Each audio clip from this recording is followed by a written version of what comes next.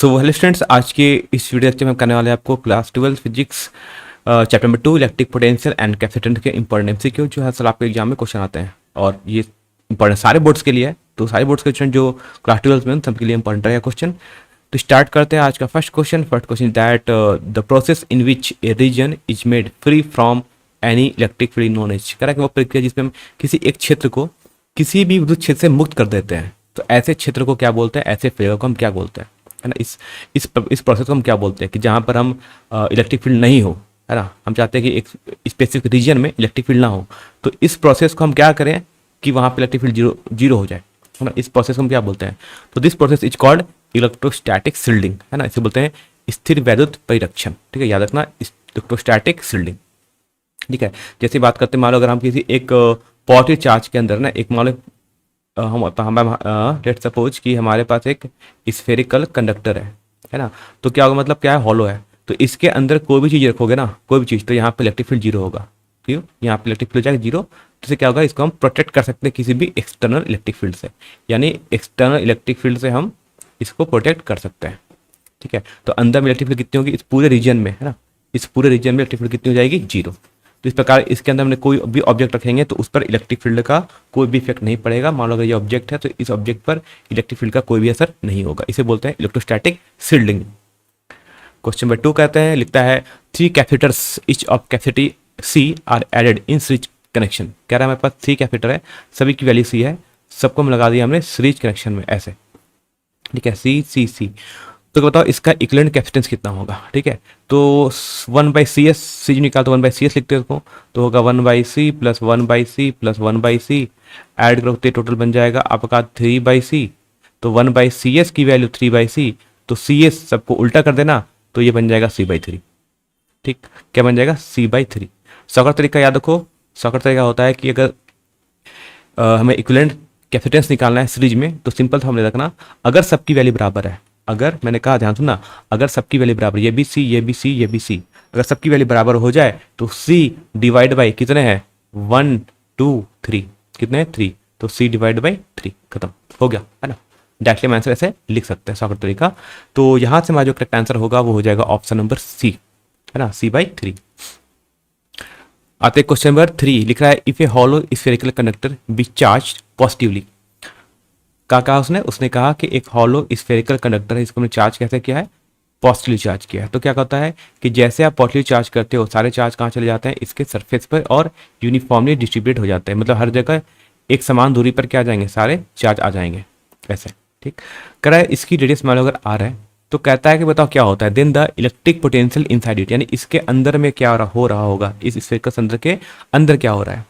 तो चार्ज कैसा है, चार्ज पॉजिटिव है, तो याद रखना कि अंदर जो पोटेंशियल होती है V की वैल्यू, है ना, पोटेंशियल वैल्यू यानी विभव की वैल्यू, ये होता है V = KQ divide by R, है ना। अंदर, ये इनसाइड की बात कर रहे हैं, कहाँ, इनसाइड। अंदर हर जगह इलेक्ट्रिक फील्ड क्या रहेगा, एक तो पहले बात चार्ज Q है तो Q ही रहेगा, क्योंकि मैंने बताया था कि जब भी हम इलेक्ट्रिक पोटेंशियल लिखते हैं तो चार्ज को हमेशा विथ साइन लिखता है। ये चार्ज कैसा था, ये चार्ज था पॉजिटिव चार्ज था, है ना, इसको बोलते हैं धनात्मक चार्ज था, इसलिए लिखेंगे +Q, तो KQ divide by R is the radius. अब ये नंबर क्या है, ये वैल्यू एक कांस्टेंट है ना। और जब भी कोई चीज़ हमारे पास कांस्टेंट आएगी, है ना, उसको हम हमेशा बोलेंगे यूनिफॉर्म। ठीक है, इस बात को ध्यान सुन लो, अगर कोई चीज़ अगर कांस्टेंट हो जाए, अगर इलेक्ट्रिक फील्ड कांस्टेंट हो जाए तो उसे बोलते हैं यूनिफॉर्म इलेक्ट्रिक फील्ड। अगर पोटेंशियल कांस्टेंट हो जाए इसे बोलते हैं यूनिफॉर्म पोटेंशियल। तो करेक्ट आंसर क्या होगा, एक तो पहली बात ये चार्ज पॉजिटिव है तो पॉजिटिव होगा और यूनिफॉर्म होगा। क्यों, क्योंकि ये वैल्यू कैसी आ गई, ये वैल्यू आ गई कांस्टेंट, और मैं कहा जो भी कांस्टेंट होता है वो यूनिफॉर्म होता है।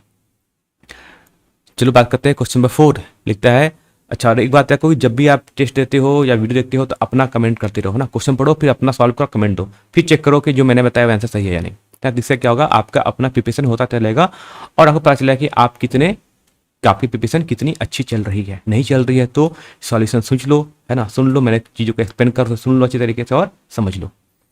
बात करते हैं क्वेश्चन 4, लिखता है the formula for the electrostatic potential. Electrostatic potential का फॉर्मूला क्या होता है, तो इलेक्ट्रोस्टैटिक पोटेंशियल का फॉर्मूला होता है work done divide by charge, है ना, यानी पर यूनिट चार्ज को, यानी एक, ठीक, मतलब कहता है कि किसी भी चार्ज को हम लाएंगे, है ना, किसी भी चार्ज को हम इन्फिनिटी से लेकर मान लो हम यहाँ तक लाते हैं, इस पी पॉइंट तक लाते हैं किस चार्ज को, एक मान लो हमने क्यू चार्ज को लेकर आ रहे हैं, तो यहाँ से यहाँ तक लाने में मुझे कुछ वर्क करना पड़ेगा। ठीक, तो इस पी पॉइंट का पोटेंशियल क्या होगा, तो इस पी पॉइंट का जो पोटेंशियल होगा वो होगा वर्क, जो हमने वर्क किया, मान लो वर्क किया, वर्क डिवाइड बाय हम किस चार्ज को लेकर आ रहे थे, हम इस क्यू चार्ज को लेकर आ रहे थे, तो होगा वर्क डिवाइड बाय चार्ज। इसे बोलते हैं इस पर्टिकुलर पी पॉइंट का पोटेंशियल। ठीक है, तो क्या रहेगा, वर्क डिवाइड बाय चार्ज। तो करेक्ट ऑप्शन कौन सा है यहाँ से, ऑप्शन नंबर बी। तो बड़ा सिंपल सा क्वेश्चन है, कुछ ऐसा टफ क्वेश्चन नहीं है, लेकिन अगर आपने पढ़ा है तो समझ आएगा, नहीं पढ़ा होगा तो आपको लगेगा कि ये क्वेश्चन कहाँ से आ रहा है। आते क्वेश्चन 5 लिखता है the work done in moving a unit positive test charge over a close path in an electric field. मतलब किसी इलेक्ट्रिक फील्ड में, मान लो अगर यहाँ पे इलेक्ट्रिक फील्ड है ऐसे, है ना, this is the electric field. कह रहा है मान लो let suppose we have to take a charge Q, है ना, एक चार्ज क्यू है, कह रहा है इस चार्ज को ले जाओ, कहाँ से कहाँ लाना है, क्लोज पाथ, मतलब यहाँ से स्टार्ट करो, ऊपर ले जाओ, फिर ले जाओ, नीचे आ जाओ, है ना। अगर आप ऐसे वर्क करते हैं, अगर आप ऐसे चार्ज को ले आते हैं तो हमें कितना वर्क करना पड़ता है, तो वर्क करना पड़ता है 0। ठीक है, तो work done in close path, है ना, work done in close path in electric field, है ना, इलेक्ट्रिक फील्ड होना चाहिए, जरूरी है, क्या होना चाहिए, इलेक्ट्रिक फील्ड में होना जरूरी है, कितना हो जाता है, 0 हो जाता है। ठीक है, करेक्ट ऑप्शन कौन होगा यहाँ से, ऑप्शन नंबर सी होगा। लॉजिक भी है, बता सकते हैं ना, फोर्स इनटू डिस्प्लेसमेंट और ई डॉट डी से हम निकालते हैं चीज़ों को। खैर हमें एमसीक्यू क्वेश्चन दिया, हमें सिर्फ पता करना है कितना होता है, तो याद रखना एक क्लोज लूप में, है ना, बिकॉज ये कैसा फील्ड है, ये इसे बोलते हैं कंजर्वेटिव फोर्स, और इलेक्ट्रिक फील्ड को हम क्या बोलते हैं, this electric field known as conservative field, है ना। आपने ने पढ़ा होगा, नहीं पढ़ा तो याद है ना, कि अगर कोई फील्ड अगर कंजर्वेटिव होती है तो क्लोज पाथ में इसका वर्क डन 0 होता है। क्यों, क्योंकि कंजर्वेटिव, है ना, बिकॉज कंजर्वेटिव फील्ड का जो वर्क डन होता है, ठीक है, बिकॉज कंजर्वेटिव, है ना, बिकॉज कंजर्वेटिव फील्ड का जो वर्क डन होता है ना, कंजर्वेटिव अगर फील्ड हुआ, जैसे इलेक्ट्रिक फील्ड को हम बोलते हैं कंजर्वेटिव फील्ड, है ना, ऐसे फील्ड का जो वर्क डन होता है ना, वो हमेशा 0 होता है। ठीक है, and electric field is a conservative field. ठीक है, तो मैंने भी ऐसे बता दिया था, या तो समझ लो ऐसा कि एक चार्ज ले जाएंगे, ऐसे ऐसे ऐसे घुमा के ले जाते हो, जहाँ से स्टार्ट किया था वहाँ पर लेके आकर छोड़ दो, एक स्टार्ट किया, एक पे वापस आ गए, तो वर्क डन कितना हो जाएगा, वर्क डन हो जाएगा इस क्लोज पाथ का 0। ठीक है, तो करेक्ट ऑप्शन कौन सा हमारा, ऑप्शन हो जाएगा यहाँ से ऑप्शन नंबर सी। बात करते हैं क्वेश्चन 6, कहता है the electrostatic potential on the perpendicular bisector due to an electric dipole. ठीक, जैसे हमारा लेट सपोज हमसे कह रहा है कि मान लो एक चार्ज हो गया माइनस क्यू चार्ज ना, एक पॉइंट जहाँ पर चार्ज है, चार्ज कैसा है माइनस क्यू चार्ज, ये चार्ज कैसा है प्लस क्यू चार्ज। ठीक, इसे बोलते हैं हम इलेक्ट्रिक डाइपोल। ठीक, मान लो इसके बीच का डिस्टेंस अगर 2a है या 2l ना, आपने प्रूफ पढ़ा होगा, या रखना इस चैप्टर से इसका प्रूफ भी आता है, इंपॉर्टेंट है, प्रूफ भी उतना ही इंपॉर्टेंट है जितना इसका एमसीक्यू। कह रहा है परपेंडिकुलर बाइसेक्टर क्या होता है, तो परपेंडिकुलर बाइसेक्टर होता है इस डाइपोल को परपेंडिकुलर 2 पार्ट में डिवाइड कर दो, है ना, सच दैट की एंगल 90 डिग्री हो जाए। इस लाइन को हम लोग बोलते हैं परपेंडिकुलर बाइसेक्टर। ठीक है, और जिसको समझ आ गया वो बताओ इसका आंसर कितना आना चाहिए। ठीक है, इस लाइन को हम बोलते हैं परपेंडिकुलर बाइसेक्टर। बाकी जिसका आंसर आता है वो कमेंट करके बताओ किसका करेक्ट आंसर क्या आना चाहिए। ठीक है, तो कह रहा है कि इस लाइन पर किसी भी एक पॉइंट पी को चूज कर लो, है ना, इस पी पॉइंट पर कितना होगा पोटेंशियल, तो 0 होता है। ठीक है, देखना इस पॉइंट पर कहीं भी चले जाओ, इस लाइन पर कोई पॉइंट चूज करोगे, इलेक्ट्रोस्टैटिक पोटेंशियल हमेशा 0 होता है।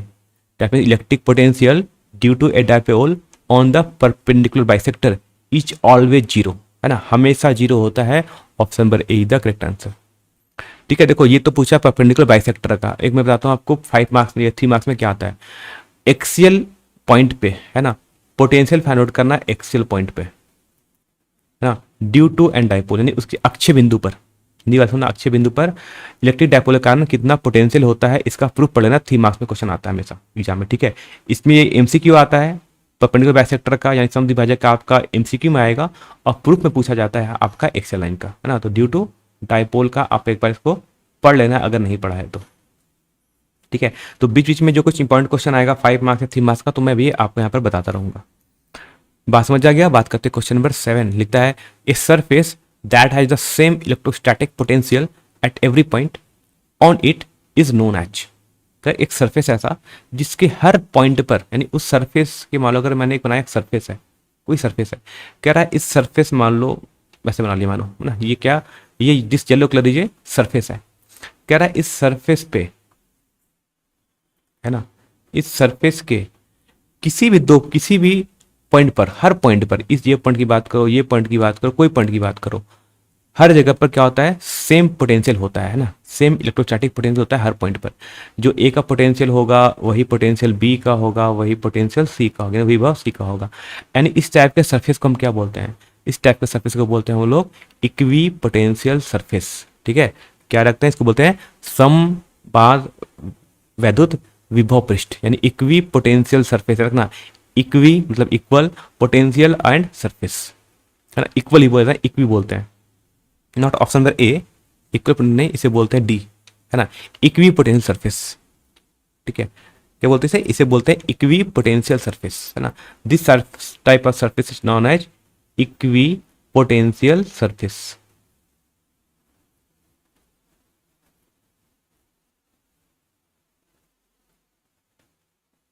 क्या बोलते हैं, समविभव पृष्ठ बोला जाता है इस टाइप के सरफेस को। ठीक है, याद रहेगा। बात करते हैं क्वेश्चन नंबर 8, लिखा है डाइलेक्ट्रिक्स आर, है ना। डाइलेक्ट्रिक्स क्या होते हैं, so dielectrics are called non conducting substance. मैंने बताया था, अगर आपने लेक्चर नहीं देखा है तो मेरा physics with Abhijit Singh channel पढ़ लेना, यूट्यूब पे सर्च कर लो, मिल जाएगा, या इस वीडियो के डिस्क्रिप्शन में मिल जाएगा आपको, वहाँ पर जाकर मैं लेक्चर देखना, मैंने वहाँ पर कुछ समझाया है कि डाइलेक्ट्रिक्स क्या होते हैं। तो dielectrics are called non conducting substance. ये क्या होते हैं, ये आपके कुचालक होते हैं ना, इसे बोलते हैं नॉन कंडक्टिंग सब्सटेंस होते हैं, कुचालक होते हैं। क्वेश्चन नंबर 9 कहते हैं, कह रहा है द इलेक्ट्रिक पोटेंशियल इनसाइड एक कंडक्टिंग स्फीयर, है ना। कहा था कुछ देर पहले मैंने कुछ कहा था कि अगर एक कंडक्टिंग स्फीयर होगा तो कंडक्टिंग स्फीयर क्या होता है कि उसमें जितने भी चार्ज होते हैं सब के सब सरफेस पे चले जाते हैं। ठीक है, ऐसा कब होता है, सारे चार्ज सरफेस पे कब चले जाएंगे, जब ये कंडक्टिंग होगा। कंडक्टिंग मतलब होता है कि चार्ज मूव कर सकते हैं, है ना। और अगर आप जैसे ही मान लो अगर आपने किसी बॉडी को अगर पॉजिटिव चार्ज दिया तो क्या करेंगे, पॉजिटिव चार्ज दोगे तो पॉजिटिव क्या करेगा, दूसरे को रिपेल करेगा, और रिपेल करके वो कितना दूर जा सकते हैं, तो सरफेस तक जा सकते हैं, सरफेस से बाहर नहीं जा पाएंगे। तो मैक्सिमम ये सब अपने बीच की दूरी को दूर करना चाहते हैं, तो सब कहाँ पहुंच जाते हैं, सबके सब सरफेस से पहुंच जाते हैं। ठीक है, तो कह रहा है इसके अंदर जो पोटेंशियल होता है इनसाइड, है ना, अभी मैंने कुछ देर पहले लिखा था, इनसाइड पोटेंशियल कितना होता है, रेडियस आर है और इस पर जो टोटल चार्ज है वो अगर क्यू है, तो पोटेंशियल ना वी इनसाइड जो पोटेंशियल होता है वो कितना होता है, K Q divide by are. और ये मैंने बताया था कुछ पहले, ये क्या होता है, ये कांस्टेंट होता है, कहाँ से कहाँ तक, इनसाइड, यानी सेंटर से लेकर सरफेस तक, है ना, सेंटर से लेकर सरफेस तक, यहाँ से यहाँ तक इसकी पोटेंशियल की विभव होती है वो फिक्स रहती है, कांस्टेंट रहती है, कोई चेंज नहीं करती है।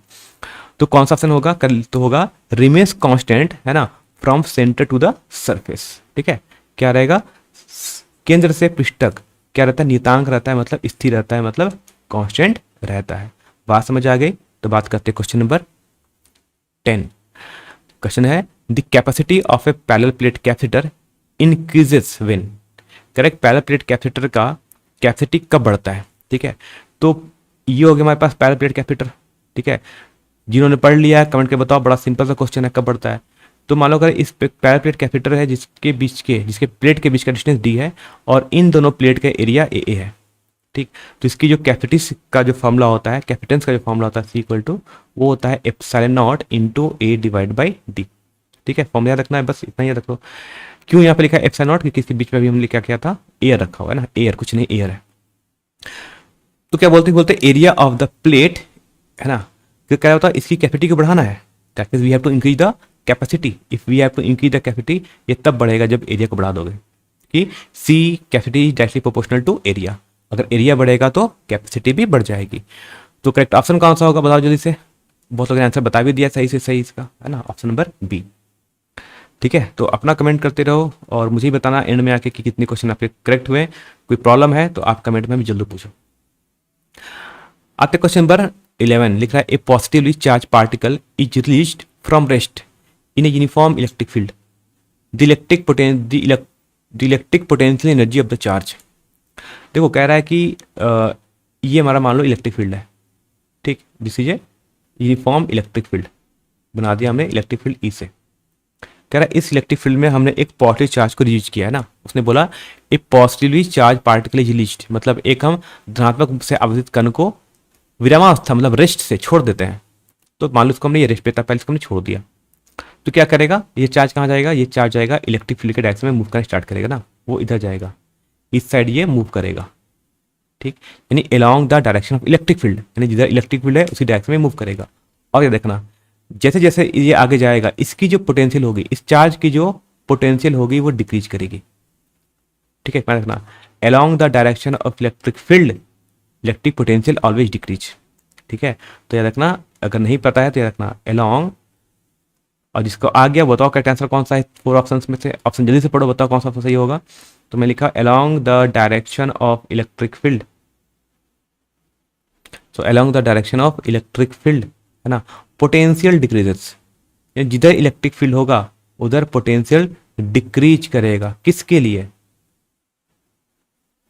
है ना।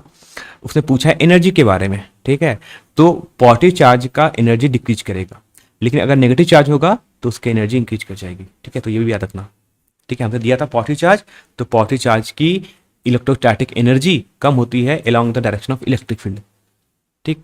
तो करंट आंसर क्या होगा, तो लिखता है कि डिक्रीज करेगा, है ना, पॉजिटिव चार्ज है तो डिक्रीज करेगा, ठीक, because charge move along the electric field, because charge कहाँ जा रहा है, वो विद्युत क्षेत्र के साथ चल रहा है, इसलिए उसी के डायरेक्शन में चलना स्टार्ट कर दिया, इसलिए इसकी जो एनर्जी होगी वो घट जाएगी।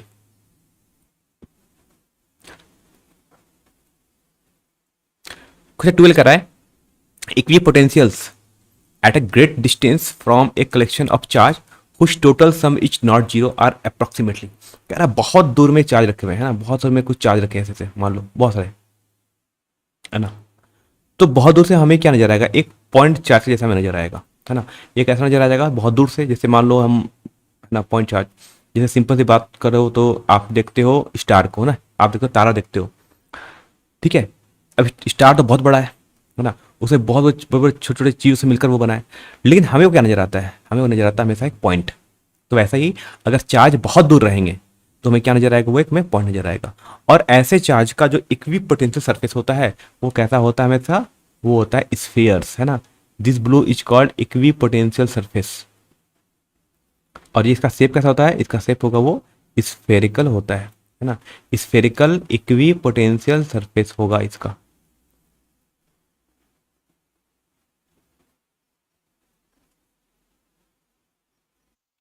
बात करते हैं नेक्स्ट क्वेश्चन, क्वेश्चन नंबर 13 लिखता है एक conductor with A positive charge, कह रहा है एक कंडक्टर है जिसके पास चार्ज कैसा है, पॉजिटिव चार्ज है, तो कह रहा है बताओ कि वो हमेशा एक पॉजिटिव पोटेंशियल पर होगा, कह रहा है कि वो हमेशा एक जीरो पोटेंशियल पर होगा, थर्ड कहता है कि उस पर हमेशा एक नेगेटिव पोटेंशियल होगा, मतलब नेगेटिव विभव होगा, और डी ऑप्शन कहता है कि मे बी पॉजिटिव, जीरो और नेगेटिव पोटेंशियल, ठीक है। तो आपको लगेगा कि ये सर ये पॉजिटिव चार्ज है तो इसका पोटेंशियल भी पॉजिटिव होना चाहिए, नहीं, है ना, पॉजिटिव पोटेंशियल नहीं हो भी सकता है, नहीं हो सकता है, जीरो भी सकता है, नेगेटिव हो सकता है, कुछ भी सकता है। क्यों, क्योंकि अब हमने जब इसका जब पोटेंशियल किसी पॉजिटिव चार्ज का हमने अगर मान लो अगर चार्ज पॉजिटिव है ना, तो अगर इसका हमने अगर पोटेंशियल आर डिस्टेंस पर हमने बोला था कि मान लो इस पर जो पोटेंशियल होगा अगर वो के क्यू डिवाइड बाई आर है, तो ये हमने तब माना था कि जब हमने ये जुम किया था कि इन्फिनिटी का पोटेंशियल जीरो है, ठीक है। तो डिपेंड करता है कि आपने आपका रेफरेंस पॉइंट कहाँ पर है। तो हमने इन्फिनिटी पे जब आपने पढ़ा होगा, ध्यान दियो, क्या रखना कि हम इन्फिनिटी का पोटेंशियल जीरो मानते हैं, कभी कभी हम इन्फिनिटी का एनर्जी जीरो मानते हैं, है ना, इसलिए फिर हम उस किसी पर्टिकुलर पॉइंट का जब डिफाइंड करते हैं पोटेंशियल तो हम बोलते हैं के क्यू बाई आर, ठीक है। ये तब होता है जब हमने इन्फिनिटी का जीरो माना था।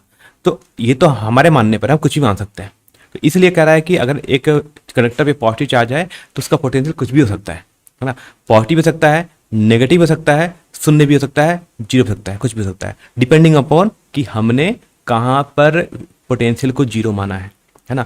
उस पॉइंट को हो सकता है हम पॉजिटिव पोटेंशियल मान लें, उसी पॉइंट को हो सकता है हम जीरो पोटेंशियल मान लें, हो सकता है उसको हम नेगेटिव पोटेंशियल मान लें, तो डिपेंड करता है हम पर, ठीक है। तो इस बात का आंसर सिर्फ याद रखना, ठीक है। क्वेश्चन 14 कहता है which of the following option is correct in region of constant potential, कह रहा है जहां पर पोटेंशियल कांस्टेंट होता है उसके बारे में आप क्या क्या बोल सकते हो, ठीक है। तो याद रखो, कह रहा है electric field is uniform, electric field zero, कह रहा है there can be charge inside the region, the electric field shall naturally change if charge is placed outside the region. तो उसने कहा कि पोटेंशियल हमारी कांस्टेंट है ना, उसने कहा पोटेंशियल इज गिवन कांस्टेंट, और हम जानते हैं कि ई इक्वल टू होता है minus D V by D X, ठीक। अब बताओ कि अगर किसी ये जो हमारा पोटेंशियल लिखा मैंने, ये पोटेंशियल अगर कांस्टेंट है ना, दिस पोटेंशियल इज कांस्टेंट, अगर ये कांस्टेंट है तो किसी भी जब कांस्टेंट को हम डिफरेंशिएट करते हैं तो क्या आता है, आता है जीरो, मतलब कि इलेक्ट्रिक फील्ड कितनी होती है, इलेक्ट्रिक फील्ड होती है जीरो। यानी किसी कंडक्टर के अंदर इलेक्ट्रिक फील्ड तो जीरो होता है लेकिन पोटेंशियल होता है कांस्टेंट।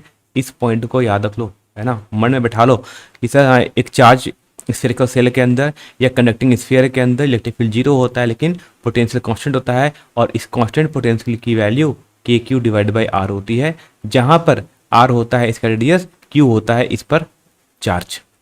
ठीक है, तो करेक्ट ऑप्शन कौन सा होगा, करेक्ट ऑप्शन होगा हमारा ऑप्शन नंबर बी। ठीक है, बात समझ आ गया होगा, और आई थिंक बहुत लोग आंसर भी सही से करते हैं जो भी आते हैं, है ना। कह रहा है क्वेश्चन 15 लिख रहा है 16 drop each having the capacity C and potential V are combined to form a big drop. If the charge on small drop is Q then the charge on the big drop. अब बड़ा simple से question को घुमाया बहुत ज़्यादा है। कह रहा है चार्ज है स्मॉल चार्ज ना, स्मॉल ड्रॉप है, कह इस पर चार्ज मान लो क्यू है। ठीक है, तो अगर ऐसे ऐसे अगर हमारे पास टोटल 64 ड्रॉप्स हो जाएं, कितने 64 ड्रॉप हो जाए, अगर सब मिलके क्या बन जाएंगे, एक बिगर ड्रॉप बन जाएगा, सब बिग ड्रॉप। तो मतलब इस बिग ड्रॉप पे चार्ज कितना होगा, तो सिंपल सी बात है, सब ऐड हो जाएंगे, चार्ज चार्ज कितना हो जाएगा, टोटल 64 क्यू हो जाएगा, और कुछ नहीं करना इधर। ठीक है, ये चार्ज है ना, 1 कूलम का चार्ज है, 1 कूलम का चार्ज मिल गया तो क्या बन जाएगा 2 कूलम। तो ऐसे अगर हमारे पास टोटल क्यू क्यू चार्ज है, ऐसे टोटल 64 ड्रॉप्स है, सभी पे चार्ज क्यू है, तो सभी को कंबाइन करने पर क्या बन जाएगा 64 क्यू का चार्ज। यानी करेक्ट ऑप्शन होगा वो हमारा होगा ऑप्शन नंबर डी। ठीक है, बात समझ आ गया। तो बात करते हैं क्वेश्चन नंबर 16, लिखता है इन ए रीजन ऑफ कांस्टेंट पोटेंशियल। देखो ये बड़ा इंपॉर्टेंट क्वेश्चन है ना, ये कांस्टेंट पोटेंशियल का तो उन्होंने क्वेश्चन पे भर भर के दे दिए हैं कि मतलब ये पूछा ही जाता है अक्सर, बहुत अच्छा क्वेश्चन है, कहा जाता है कि जब कांस्टेंट पोटेंशियल होगा तो इलेक्ट्रिक फील्ड कितना होगा, ये सारी वैल्यू हमें पता होनी चाहिए। ठीक है, तो अभी कहा था ना कि जहाँ पे पोटेंशियल कांस्टेंट, जहाँ पर कांस्टेंट पोटेंशियल होता है वहाँ पर इलेक्ट्रिक फील्ड जीरो होता है। ठीक, मतलब कि जहाँ पर अगर पोटेंशियल कांस्टेंट होगा वहाँ पर इलेक्ट्रिक फील्ड कितनी होती है, वहाँ पर इलेक्ट्रिक फील्ड हो जाता है जीरो, ये पता हो गया। ठीक, अब इलेक्ट्रिक फील्ड का फॉर्मूला क्या होता है, वो तो फॉर्मूला होता है K Q divide by R square. ठीक, अगर इलेक्ट्रिक फील्ड जीरो है ना, if electric field zero, if this, अगर इस ई की वैल्यू जीरो हो जाए दैट मीन्स कि वहाँ पर चार्ज क्या है, चार्ज भी जीरो है। तो हम बोल सकते हैं कि इलेक्ट्रिक फील्ड जीरो होगा और there can be no charge inside the region, है ना। यानी इसकी बात करो, अभी फिर वही बात करते हैं, हॉलो स्फेरिकल सेल या कंडक्टिंग स्फीयर, इसमें क्या होता है कि इलेक्ट्रिक फील्ड जीरो होता है। क्यों, क्योंकि अंदर में कोई चार्ज है ही नहीं, है ना, अंदर में कोई चार्ज है ही नहीं, इसलिए इलेक्ट्रिक फील्ड भी जीरो होता है। चाहे तो आप इसको गॉस लॉ से पढ़ सकते हो कि E dot D S is equal to होता है charge enclose divide by epsilon naught. Electric field zero है मतलब कहीं ना कहीं कि चार्ज जीरो हो सकता है इसके अंदर, और यहाँ पर भी क्या होता है, इनसाइड में चार्ज नहीं है, इनसाइड चार्ज जीरो है, कोई चार्ज नहीं है, जितने चार्ज है सब के सब बाहर है। तो करेक्ट ऑप्शन होगा हमारा option number D, both B and C are correct. Electric field भी जीरो है और हो सकता है कि उसके अंदर कोई इलेक्ट्रिक फील्ड, कोई चार्ज नहीं हो उस रीजन में। कहते क्वेश्चन नंबर 17, ये इंपॉर्टेंट क्वेश्चन है, जैकबोर्ड, है ना, लिख लो, पूछा जाता है अक्सर, 2-3 साल में क्वेश्चन रिपीट करते रहते हैं। लिखता है dielectric constant of a metal. तो एक कांस्टेंट, एक मेटल का जो डायलेक्ट्रिक कांस्टेंट होता है वो हमेशा इनफाइनाइट होता है। ठीक है, तो के की वैल्यू होती है इनफाइनाइट, किसके लिए, मेटल के लिए। के कॉल्ड डायलेक्ट्रिक कांस्टेंट बोलते हैं, परावैद्युतांक बोलते हैं ना। और इसी डायलेक्ट्रिक कांस्टेंट की वैल्यू 1 होती है, किसके लिए, एयर के लिए या वैक्यूम के लिए। यानी अगर एयर है तो एयर के लिए डायलेक्ट्रिक कांस्टेंट के लिए कितनी होती है, 1 होती है। दोनों इंपॉर्टेंट है, हमसे पूछा गया था मेटल के लिए, तो कितना हो जाएगा, option B infinite. Question number 18, a dielectric slab is introduced between the plates of a parallel plate charge capacitor. Which of the following quantities will not change? कह रहा है कि हमारे पास एक पैरेलल प्लेट कैपेसिटर था, ठीक, इसको हमने चार्ज कर दिया, तो इस पर चार्ज आ गया प्लस क्यू, इस पर आ गया माइनस क्यू चार्ज। ठीक, चार्ज कैसे करते हैं, बैटरी की हेल्प से। अब बैटरी को हटा दिया तो इस पर चार्ज आ गया, इस पर चार्ज है, बैटरी नहीं लगा, बैटरी में ना वो हमने हटा चुके हैं। तो क्या कहता हूँ, अब इसके बीच में अगर एक डायरेक्टिक फिलअप कर देंगे, तो जैसे ही अगर इसके बीच में अगर आप डायरेक्टिक फिलअप करोगे क्या क्या होगा। क्वेश्चन अच्छा है, जैकबोर्ड पूछा है, तो खैर नीट वाला मैं इसको तो ये नीट वाले क्वेश्चन भी पूछते हैं, नीट वाले का तो ये अक्सर क्वेश्चन पूछा जाता है कैपिटल से, अच्छा क्वेश्चन कहा जाता है नीट के लिए। तो जैसे इसके को अगर आप किसी डायरेक्टिक सबसे फिलअप करोगे, इसका डायरेक्टिक कांस्टेंट के है, ठीक है, तो अगर पहले से कैपेसिटी सी थी तो अब इसकी जो कैपेसिटी होगी वो के टाइम्स ऑफ सी हो जाएगी, मतलब कैपेसिटी से बढ़ जाती है। ठीक है, उसने कहा क्या चेंज नहीं होगा, है ना। अब कह रहा है चार्ज ऑन द कैपेसिटर, क्या क्यू सेम रहेगा, नहीं बढ़ेगा, हाँ तो क्यू सेम रहता है, क्यू नहीं बदलता है। ठीक है, ऑप्शन जो करेक्ट आंसर वो होगा ऑप्शन ए, चार्ज नहीं बढ़ेगा। देखो चार्ज कब बढ़ेगा, मेरे रखना, चार्ज बढ़ेगा घटेगा तब, है ना। चार्ज सुनो, चार्ज बढ़ता कब है? चार्ज बढ़ेगा तब जब आप इसको बैटरी से जोड़ोगे। हाँ, सिंपल सी बात। चार्ज को अगर आप किसी कैपेसिटर को बैटरी से जोड़ोगे तो ही इस पर चार्ज को वो चेंज करेगा, तो चेंज नहीं करेगा। यहाँ पर हमने किसी को सिर्फ चार्ज कैपेसिटर था, उसको क्या किया, उसके बीच में हमने डायरेक्टली फिलअप कर दिया। बैटरी ने कुछ बात ही नहीं की, किसको हमने एक बैटरी से जोड़ कर रखा है, कुछ नहीं कहा, तो चार्ज फिक्स रहेगा। ठीक है, इलेक्ट्रिक फील्ड कैपेसिटी नहीं, इलेक्ट्रिक फील्ड चेंज हो जाता है ना। इलेक्ट्रिक फील्ड कितना होता है? अब इलेक्ट्रिक फील्ड कितना होगा? अब इसके बीच जो इलेक्ट्रिक फील्ड होगा ई डैश, वो पहले वाले इलेक्ट्रिक फील्ड का के टाइम डिक्रीज कर जाता है। अगर पहले इलेक्ट्रिक फील्ड ई नॉट थी तो इलेक्ट्रिक फील्ड अब डिक्रीज कर जाएगी के टाइम से, तो ये भी चेंज होता है। एनर्जी ऑफ कैपेसिटर, तो एनर्जी का फॉर्मूला होता है 1/2 CV²। अब कितना हो जाएगा? KC × V² हो जाएगा, है ना। पहले अगर एनर्जी कितनी थी, मान लो अगर पहले थी 1/2 CV², तो अब कितनी हो जाएगी? K times of 1/2 CV²। क्यों? क्योंकि पोटेंशियल हमारा बढ़ गया है, हमारा जो कैपेसिटेंस था वो बढ़ गया K टाइम्स, तो एनर्जी बढ़ जाएगी। तो एनर्जी, इलेक्ट्रिक फील्ड डिक्रीज कर जाती है, एनर्जी बढ़ जाती है, चार्ज फिक्स रहता है। पोटेंशियल डिफरेंस, है ना। पोटेंशियल डिफरेंस में क्या आएगा? बिटवीन द प्लेट्स, तो potential difference between the plates, तो पोटेंशियल डिफरेंस भी डिक्रीज करे, चेंज करेगा। क्यों? क्योंकि इलेक्ट्रिक फील्ड इक्वल टू होता है V × D, है ना। इलेक्ट्रिक फील्ड और पोटेंशियल में डिफरेंस होता है E=0, V=ED। जो रिलेशनशिप होता है हमारे इलेक्ट्रिक फील्ड और पोटेंशियल का, तो V होता है E × D। ठीक, इलेक्ट्रिक फील्ड कितना हो गया है? K टाइम्स डिक्रीज कर गया, है ना। तो क्या होगा? पोटेंशियल भी डिक्रीज कर जाएगा, कितना? K टाइम्स डिक्रीज कर जाएगा। तो जो चेंज नहीं करता वो चेंज नहीं करता हमारा चार्ज। ठीक है, चार्ज क्या रहेगा? हमेशा फिक्स रहेगा, बाकी सब चेंज करता है इधर धीरे धीरे। आते क्वेश्चन 19, कहता है the capacitance of A parallel plate capacitor depends, है ना। एक पैरेलल प्लेट कैपेसिटर की कैपेसिटी किस पे डिपेंड करती है? तो C लिखा था ना, ε0 × A/D। तो कह रहा है कि थिकनेस ऑफ द प्लेट, ये प्लेट कितना थिक है इस पर डिपेंड करता है? नहीं, थिकनेस की तो कोई बात ही नहीं आती है यहाँ पर। ये तो बताता है कि दोनों के प्लेट के बीच का डिस्टेंस कितना है। अच्छा, इस प्लेट कितना भारी है, कितना वेट है इसका, इस मास पे भी डिपेंड नहीं करता, क्योंकि इस वाले फॉर्मूले ना ही मास आया है ना ही थिकनेस आया है। डेंसिटी, इस प्लेट की डेंसिटी कितनी है वो भी नहीं आया है, मतलब रो का टर्म भी नहीं है। एरिया ऑफ प्लेट, हाँ एरिया प्लेट आ रहा है, मतलब एरिया ऑफ प्लेट पे डिपेंड करता है ना। डिपेंड कैसे करता है? डायरेक्टली, जितना ज़्यादा एरिया होगा उतना ज़्यादा उसकी कैपेसिटेंस हो जाएगी, इसकी उतनी ज़्यादा धारिता हो जाएगी। और आज का लास्ट क्वेश्चन कहते हैं, कह रहा है this separation between the plates of A charge parallel plate capacitor is doubled by keeping the charge constant, है ना। अभी कहा कि चार्ज कांस्टेंट है यहाँ पर और उसकी प्लेट को बढ़ा दो। तो मान लो क्या कि मान लो अगर पहले ये चार्ज था, इस पर चार्ज +Q था, इस पर चार्ज -Q था, और पहले डिस्टेंस कितना था? D था। ठीक है, क्या करो? चार्ज कांस्टेंट है। कह रहा है अगर इसके प्लेट का डिस्टेंस को बढ़ा दो, अब जो डिस्टेंस D था उसको आप 2D कर दो। ठीक है, चार्ज अभी भी क्या है? कांस्टेंट है, उतना ही है। तो क्या होगा? कह रहा है पोटेंशियल डिफरेंस हाफ हो जाएगा, क्या कैपेसिटेंस डबल हो जाएगा। देखते हैं। तो हम जानते हैं कि मान लो अगर पहले कैपेसिटी C थी, तो C का फॉर्मूला क्या था? C का फॉर्मूला था ε0 × A/D। ये थी पहले वाली कैपेसिटेंस। ठीक, अभी कितनी हो जाएगी कैपेसिटेंस? तो C डैश की वैल्यू हो जाएगी ε0 × A/2D। ठीक है, मतलब कि जो कैपेसिटेंस है वो C/2 हो जा रही है, क्योंकि ε0 × A/D इसकी वैल्यू C है, ऊपर देख लो ये C है। ठीक है, C/2 यानी कैपेसिटेंस तो घट जाती है, डबल नहीं होती, घटती है। तो ये ऑप्शन तो गलत है, इसको कहना गलत है, ये होगा।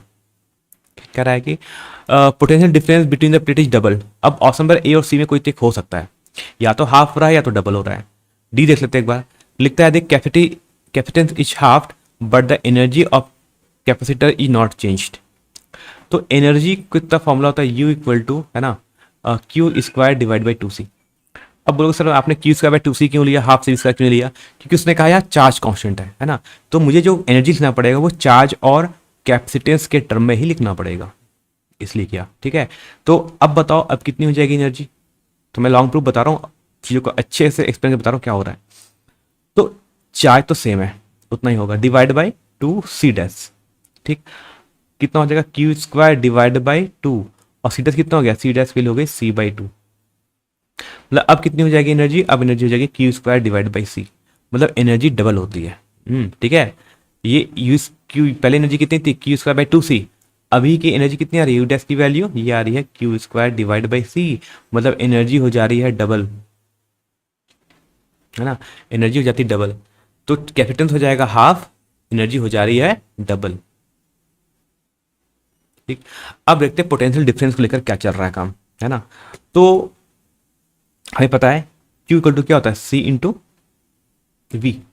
ठीक, देखो अब याद रखो, उसने कहा चार्ज कांस्टेंट है, ध्यान सुना ना, उसने कहा चार्ज कांस्टेंट है।